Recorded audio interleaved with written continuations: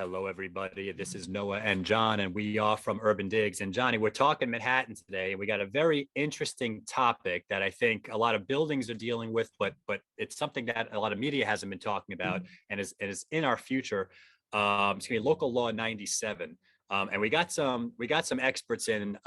We got Orest, Tomaselli, in with us. We got Ben Willig in with us, and John, you're on your board and your co-op, so you're familiar with this as well. And I just want to start out. Everyone knows John and Ben and I. So Orest, thank you for joining us. If you could please just take a minute and explain who you are and why you're a good person to talk on this topic. Sure. So thanks for having me here. I have been part of the compliance realm for New York City condominiums and cooperatives for the better part of 25 or 30 years. I hold essentially two positions. I hold the position of president of project review at a company called CondoTek, which handles lenders compliance for condominium and cooperative lending across the country. And I own a company called Strategic Inspections. Strategic Inspections is a New York-based reserve study company that does reserve study reports for condominium cooperative buildings. We do that work across the country. And the reason that's kind of germane to this call and this presentation today, or this webinar today, or this, podcast today, is that New York City is faced with, has created this, it passed the Climate Mobilization Act. It's also called the New York City Green New Deal, and the goal is to limit greenhouse gas emissions for all of these buildings in New York City, buildings that are above 25,000 square feet, which many buildings are, and it requires a change of their components, internal components in the building, mechanical components in the building, in order to comply with these laws, or else there are some pretty serious fines that are going to go into place by 2025. So what's happening in the industry right now is that these guidelines are kind of rearing their ugly head because budgets are being created right now. We're close to 2023, and buildings have to look forward to see what kind of capital they're going to need to spend to comply with these new laws that New York City has introduced. Right. Okay. So now we got the general idea of what Local Law 97 is, and let me just again, because I am new to this, so I'm not in the world. This is a done deal, correct? This is signed, sealed, and delivered, and it's happening. There's no putting this off. There is no putting this off. There's some legislation there are some lawsuits that are being filed or have been filed to try and back this off, but I really don't think it's going to be successful, especially with the current political climate.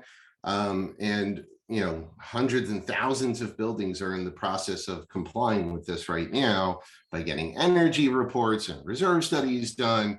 So I don't think there's any way to back this off. Right. And if I could just jump in on that, I mean, so from my perspective, we're talking like, multifamily buildings. As I recall, currently, but pre-2024, what they want to have is they want to get you from, say, roughly, 7 kilograms of carbon dioxide emissions per square foot. They want to get you down to 4, right? So that's a pretty significant reduction. And I guess the question on most people's minds when they're thinking about this, at least was the question that I first had, is how is this being measured, right? How is the city going to actually measure this reduction? Yeah, so that's, I think that's a big question, right? So there's this self-reporting requirement that begins in, I think, 2025, that you have to have an engineer or an architect essentially perform this assessment at that point in time and send a report into the city. The assessment itself is interesting because there are firms that are set up right now to measure, the emissions of any particular building.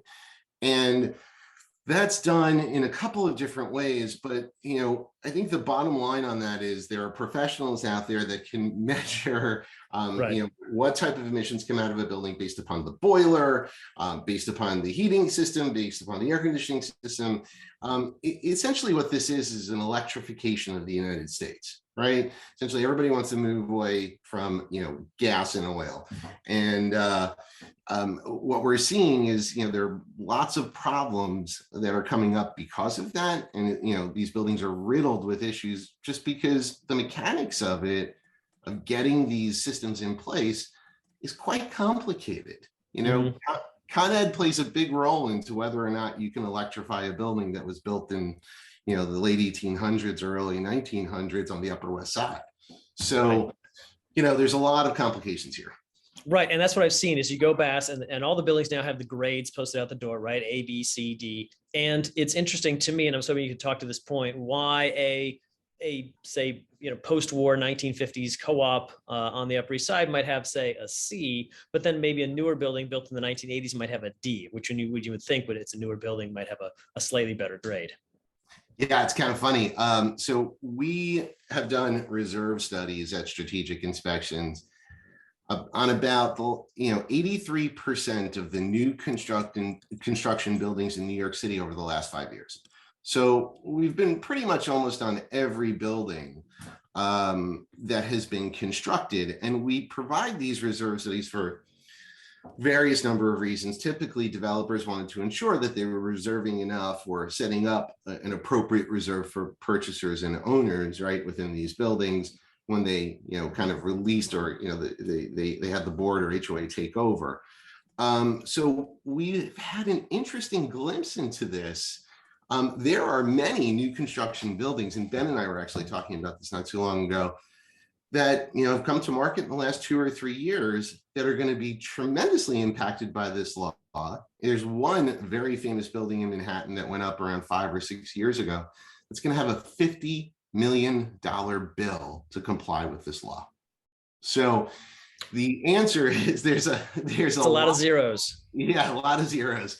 The answer is that you can't really rely on whether or not the building was built recently to determine whether or not they're going to be compliant with these emissions acts. Hey, Orest, can we just generalize for a moment? Sure. I'm so out of my league here. I don't even know what kind of questions to ask.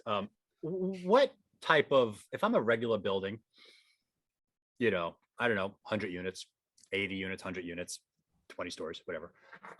What type of increase am I looking at here? What type of assessment? I mean, is there any general idea? Yeah. We've seen on average anywhere between around $1.5 million to all the way up to around $6 million on an average building like that in an assessment cost. Okay. No, but what's interesting though too, and just because in the field we're not yet fully seeing all these assessments come through. And if you look on the New York City's actual website for the local law 97, now I don't know how they came to this number, but what they're estimating right now is they're estimating 20 to 25% of buildings that'll actually be impacted. So I think looking at the finances of how buildings are set up, will they be able to stomach some of those things that Orest has? And it really remains to be seen. Is the city right that it's going to be 20-25%? Is it going to be closer to 80%? How many buildings will actually be, impacted too, I think is a big question we also have to ask ourselves here. So what are you saying? That the city is underestimating?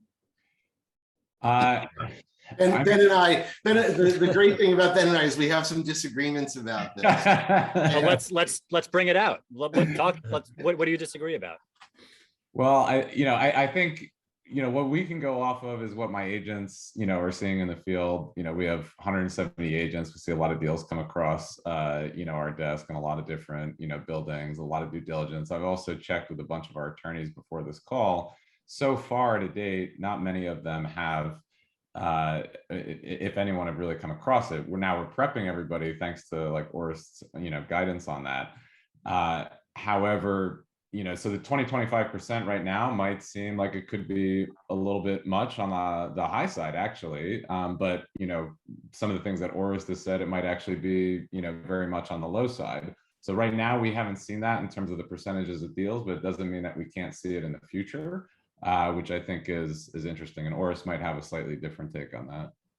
Yeah, and I completely respect that comment. If you look at historically what whether or not a building is a good financially healthy building as opposed to a bad financially healthy building.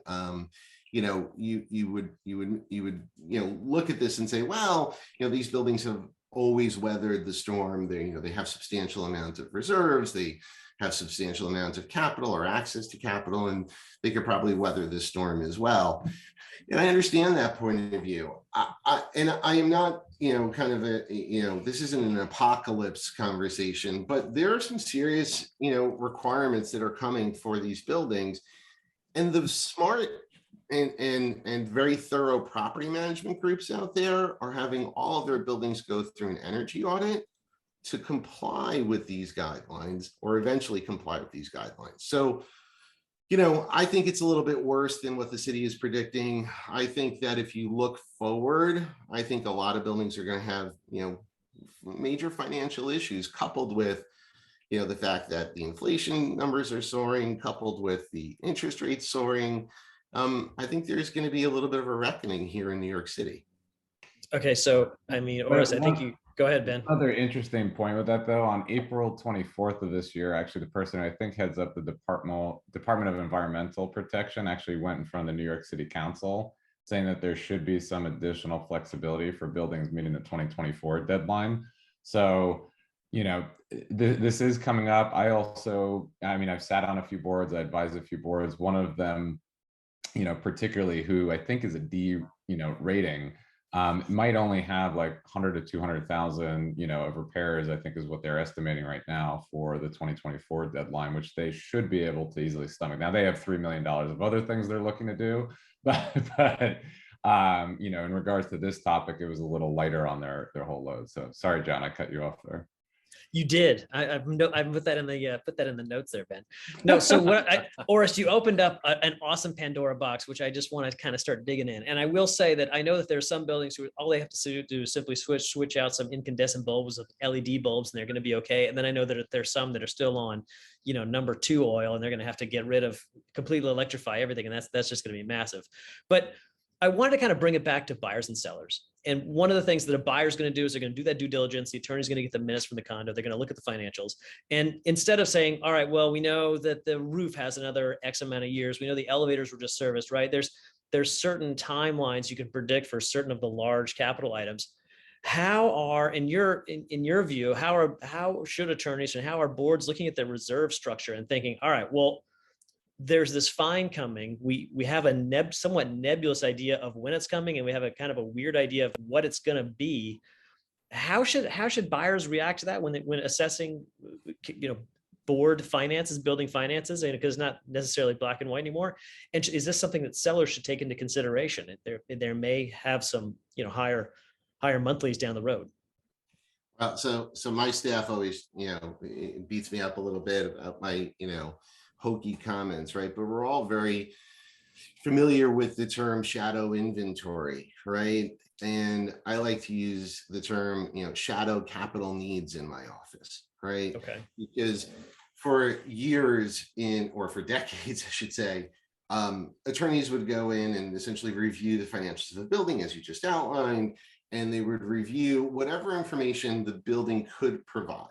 But the reality is most buildings in New York City did not or have not obtained a reserve study, and most buildings have no idea what they need as far as capital is concerned. There are very good property management firms that do a very good job at kind of setting up a building's expectations for capital needs. But the reality is, if you don't have an engineer walking that property and looking at the components, you have no idea what the cost is going to be for the repair and replacement outside of local law 97. So the answer is, a lot of buildings don't have, or buyers and sellers don't have the ability to look into the financials and look into the building components and really understand what it's going to cost 3 years from now, 5 years from now, 10 years from now, for them to be able to, buy that unit and live in that building. And some of these special assessments are going to be large. And the problem is right now, there's no identifiable or very little identifiable pathway to make that determination for realtors, for attorneys, for sellers, for buyers, unless they have these, studies in place, which we perform, or unless they've done a deep dive by an engineer into the structural and mechanical components of the building, and then overlay local 197 on top of that, because that's the additional costs that are coming. And just to kind of piggyback, probably the potentially scarier thing with that is because none of these buildings have done this study over the years, and that's just been the traditional norm. And the whole reason, and I've been on my boards when we've been advised from the accounting firms, is that if you do this study, then you actually have to keep that amount in your reserve, which would be substantially higher than what most buildings keep. And buildings don't do that because then where does that come from? The shareholders, the condo owners. So if all of a sudden it did become the norm to do these, which it hasn't been over the last, however many, forever in New York, then the actual increases, even just to the capital reserve amounts, aside from local 187, could actually be, quite scary in that respect. So we're kind of in this like wait and see period to also see if all of a sudden buildings start doing that. Okay, so we're in mid 22. Yeah. This takes action in 25. Yeah. Okay, that's like the first phase of it, I guess. There's another phase afterwards. Okay. Correct. Okay, so we have 2.5 years or whatever. I don't know when the date is. So there's some prepare time. So I want to be very clear about this next question. I know you've probably mentioned all of these answers throughout the podcast. If I'm a building, could you step 1, step 2, step 3? What do I do right now to prepare if I haven't done anything? So there's, one of two studies that you essentially need right away. One is an energy study to determine what the impacts of local 197 are going to be, and making a determination based upon the repair and replacements from the components that need to be changed out to comply with that. You need to understand what the cost of that is. And then the second study is a reserve study, and they could be done interchangeably, meaning that you need both studies, but you can do the reserve study first, or you can do the energy study first. And the reserve study takes into account every single component in the building and essentially determines what the remaining useful life of that component is, how much cash you need in your account in order to pay for that, all for the avoidance of a special assessment. Essentially, Fannie Mae and Freddie Mac have ruled on this in January, saying that special assessments are no longer the appropriate vehicle to fund repairs and maintenance. So it's coming from so many different angles, and I know you asked me to be succinct here, but it's kind of complex. No, it's okay. Right? Yeah. So because the lending guidelines have changed and have essentially Fannie Mae and Freddie Mac and every single residential lender in the country follows their guidelines to some extent, even on a $2 or $3 million loan amount in New York City. Fannie Mae has essentially done away with the acceptance in most instances of a special assessment. So you have to kind of fund your building a different way now, and you have to have these reserves in place just to get mortgage financing. Okay, so and the reason I asked this is because we are in a tight financing situation now, tightening, I should say, and we've tightened quite a bit, and everyone knows where this is going. So I don't know how prudent it is to go run out there and get a loan now to get ahead of it, because you know what I'm saying? Like, if anyone's even thinking that way, oh my God, let's take care of this now, so when we get there, it's whatever. First, it sounds like discover where you are, discover what your problem is, discover what we're do an audit, do a full audit. But like, if I had to look ahead just for a second and strategize this in 2025, I think we'll be at a completely different part of this cycle. We're in a rate hike cycle. We're gonna be another 150 basis points by the end of the year. I hope people are preparing for that. Controlled demolition by the Fed, it's gonna hit us. What we're talking about now is not coming for another 2.5 years. That buyers are not going to think about this now and bid it in. Okay, that's my point. To your point, though, because you originally asked what buildings should also be doing, and buyers might not be thinking about it, they should be asking the question. And boards, one of the things that we did in my board years ago is that we tried to get ahead, with our actual operating budget. And or what Orest just mentioned, probably one of the points we do definitely agree on is that 10% actually going to the buildings reserve and actually stocking away money when even if you don't actually need it. So many times I think board members try and placate to stay on the board and get votes and keep maintenance or common charges artificially low and then just assess. But if you're not planning for the future and building that money right now to plan for these things coming down the pack, and you see someone with a very tight operating budget, they really should be expanding that a little bit and doing the small increases each year. So I double that. It may be politically not favorable, but it's the prudent, smart move to put your building in a better place down the road.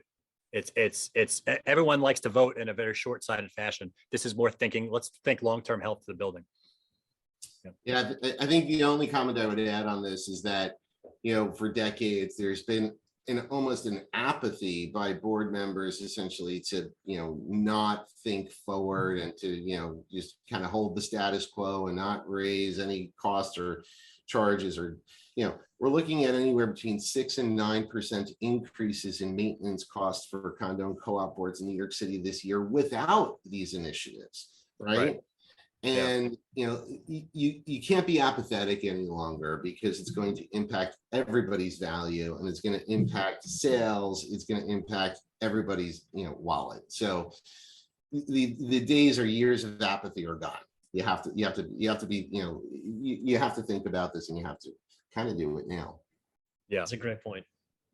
Yeah, I agree with that. Ben, final. Well, I'm kind of curious, just Orest, your take. Have you heard buildings, talking about purchasing carbon offsets in lieu of some of the things to kind of get there or meet the hurdle? Because I know, my early days were in Wall Street with the energy group, within there working on these like way back when. So, and plus you might also have additionally energy saves from these buildings. So just kind of curious what you're seeing on that front. I haven't. I've read a lot about it recently, but I haven't seen a management group or board be that, thorough in their assessment of their needs. Frankly, I don't think they've gotten to the point of really, a handful of buildings, have gotten to the point where they're actually going to make these decisions and have the appropriate studies in place. So I think that's probably 3 or 4 steps down the road, but it's definitely the place where I think, this may go in the future in order to purchase those carbon offsets.